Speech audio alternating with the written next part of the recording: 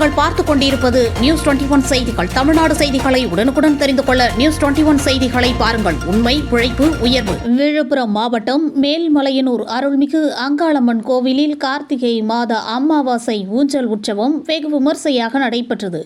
இதனை முன்னிட்டு அதிகாலை மூலவர் அங்காளம்மனுக்கு பால், தயிர், இளநீர், தேன் கொண்டு சிறப்பு அபிஷேகமும் ஆராதனையும் நடைபெற்றது.